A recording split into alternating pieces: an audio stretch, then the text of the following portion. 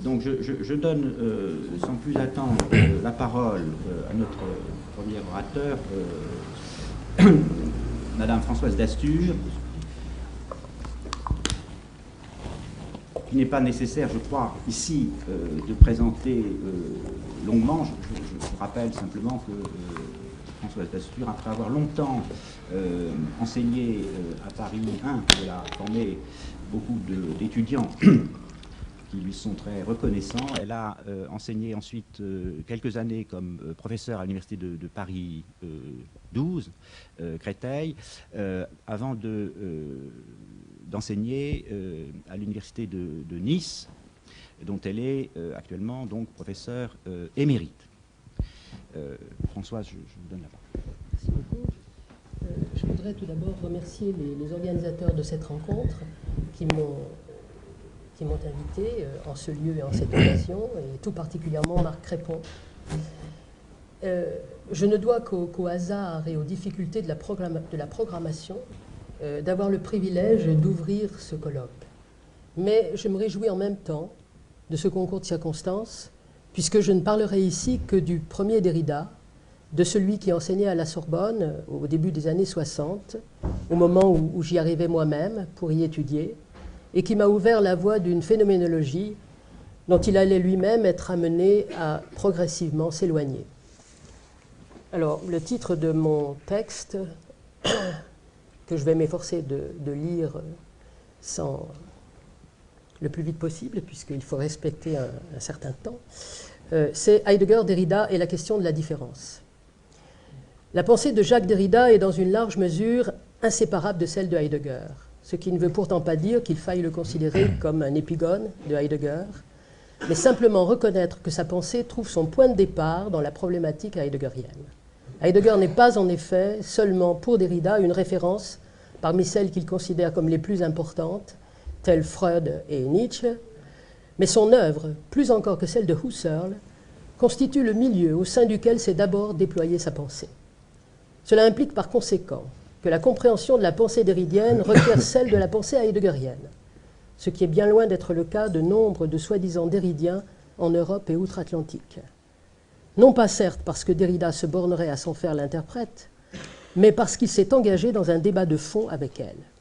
Sa position, qui est celle d'un post-heideggerien, explique son ambivalence marquée envers Heidegger. Il peut se considérer en effet d'une part comme l'héritier de Heidegger. Rien de ce que je tente n'aurait été possible sans l'ouverture des questions heideggeriennes, affirmait-il dans un entretien en 1967. Mais en même temps, il peut suspecter Heidegger de confirmer la métaphysique de la présence que celui-ci a pourtant détectée comme ce qui constitue le cœur de la pensée occidentale.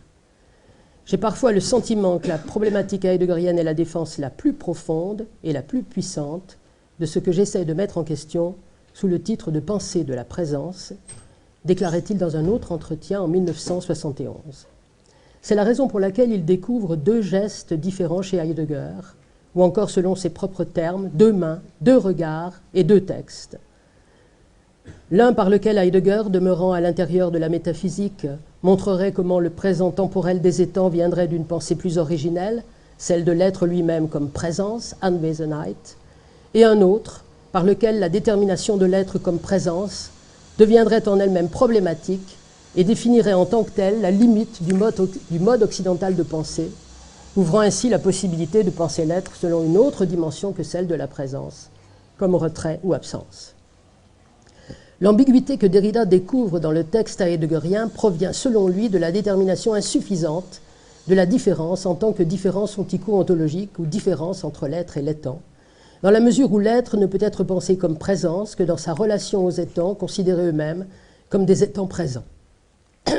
La pensée de la différence, qui est en elle-même le plus grand coup porté à la métaphysique de la présence, n'en est ainsi pas moins, sous la forme de la différence ontologique, le plus grand renforcement de la valeur de présence de l'être. De moyen de dépasser la métaphysique, elle devient ainsi la meilleure manière de retenir la pensée à l'intérieur de la métaphysique. C'est pourquoi Heidegger invoque alors un autre geste, je le cite, un geste qui serait plus nietzschéen que heideggerien, afin de s'ouvrir à une différence avec un A qui ne serait plus déterminée comme différence entre l'être et l'étant. Nietzsche apparaît en effet, à ce qu'il semble, être un meilleur penseur de la différence que Heidegger, parce qu'il est le penseur de force dont la conscience n'est jamais que l'effet et non la cause, et que les forces sont seulement en elles-mêmes des différences et non pas des présences. Nietzsche pense la dissension dynamique de forces différentes qui ne sont rien en dehors de leurs différences, alors que Heidegger donne le nom de différence ontico-ontologique à une simple distinction entre deux termes dont il est dès lors difficile de ne pas considérer qu'ils sont également présents. L'opposition entre Nietzsche et Heidegger peut alors être présentée sous la formule suivante. Nietzsche voit dans l'être l'effet fallacieux du mouvement dynamique de la différence, commandant la croyance métaphysique en la grammaire, cette grammaire ou logique métaphysique qui extrait du pur événement un sujet imaginaire. Et il se range ainsi aux côtés d'Héraclite, qui pense le en diaphéron eoto, la différence de l'un avec lui-même, c'est-à-dire l'unité de ce qui est discordant et de ce qui est concordant, comme il est dit dans le fragment 51. Heidegger, par contre, pense la différence comme un effet de l'être et demeure ainsi plus un penseur de l'être qu'un penseur de la différence. C'est pourquoi, contre Heidegger et avec Nietzsche, Derrida invoque une différence qui est plus vieille, c'est son mot, que la différence ontologique ou la vérité de l'être. Jouer ainsi Nietzsche contre Heidegger sur le thème fondamental de la pensée de la différence pourrait être le signe qu'après tout c'est Nietzsche, et non pas Heidegger, qui constitue la référence philosophique majeure de Derrida. Pourtant, même en cette période de la fin des années 60, marquée par l'épanouissement de ce que l'on pourrait nommer le nietzschéisme français, c'est la problématique heideggerienne qui demeure l'élément de fond de la pensée derridienne. Parce que si Nietzsche est effectivement invoqué dans des occasions stratégiques, nous ne pouvons pas cependant découvrir dans le corpus derridien, en dépit de certains textes ultérieurs tels que Éperon et Autobiographie, parus respectivement en 1978 et 1984, un véritable débat mené avec la philosophie nietzschéenne.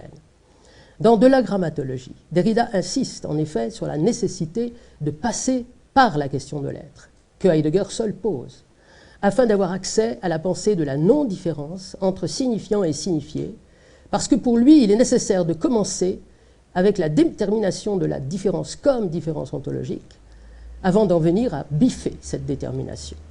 La différence, avec un A, n'est donc pas quelque chose d'autre que la différence ontologique, mais simplement le pas suivant à faire après la pensée de l'être.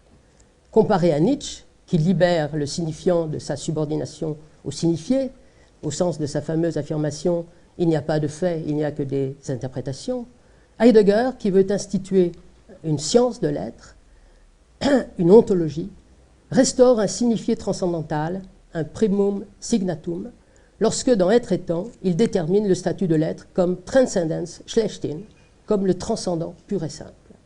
Néanmoins, à cause de l'ambiguïté déjà mentionnée, le sens de l'être chez Heidegger n'est pas strictement celui d'un signifié pour une intelligence divine, ce qui est le propre du primum signatum.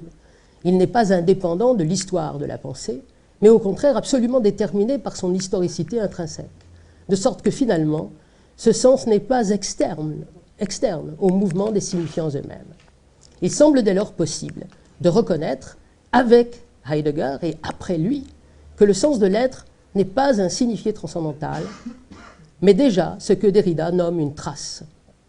Les signifiants sont des traces, non pas parce qu'ils se réfèrent à des signifiés présents qui auraient une positivité en tant que représentation des choses elles-mêmes, ils sont des traces, mieux des architraces, parce que, comme dans le modèle saussurien de la langue, ils sont des différences dénuées de toute positivité et qui ne signifient pas par elles-mêmes, mais seulement dans leur rapport systématique, dans le jeu qui les oppose les uns aux autres.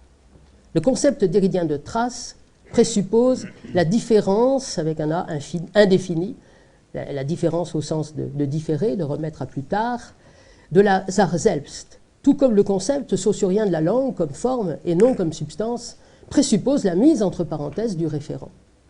Le processus de la signification n'a ni commencement ni fin. Il a lieu seulement parce que, comme Derrida le dit à la fin de La Voix et le phénomène, la chose même se dérobe toujours.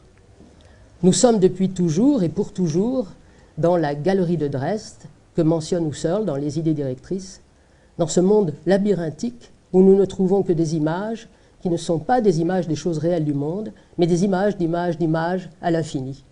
Pour Derrida, la phénoménologie husserlienne est commandée par le principe de la présence vivante, de la présence en chair et en os, qui doit être donnée par l'intuition ou perception originaire.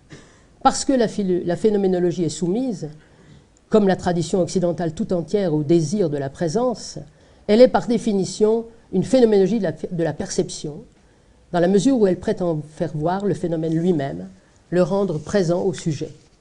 La phénoménologie demeure ainsi un rêve humaniste, celui de la présence pleine, du fondement rassurant, de l'origine et de la fin du jeu. C'est une citation de Derrida dans La structure, le signe et le jeu. Dans la mesure où le jeu, mais ne serait-ce pas plutôt le cauchemar labyrinthique, commence et finit pour Husserl avec la perception. Le jeu ou procès de la signification est donc pour Husserl un interlude entre deux présentations. Mais Derrida ne croit pas à quelque chose, à l'existence de quelque chose comme la perception ou la présentation. Si, comme il l'explique dans la distinction suivant sa conférence de 1966 sur la structure, le signe et le jeu, sous le nom de perception, nous entendons, je cite, le concept d'une intuition ou d'une donnée provenant de la chose même, présente elle-même dans sa signification, indépendamment de tout langage, de tout système de référence. Fin de citation. Pourtant, parce que la trace ou la différence est seulement une bifure de la présence, Derrida reconnaît la nécessité de passer par la phénoménologie pour échapper au risque de mécomprendre la trace et de la tenir pour une simple marque empirique. Il déclare ainsi dans De la grammatologie qu'une pensée de la trace ne peut pas plus rompre avec une phénoménologie transcendantale que s'y réduire. Mais la bifure de la présence, dont il faudrait souligner qu'elle ne signifie en fait rien d'autre que la prise en compte des possibilités que contient la phénoménologie, dans la mesure où, comme Derrida le reconnaît lui-même,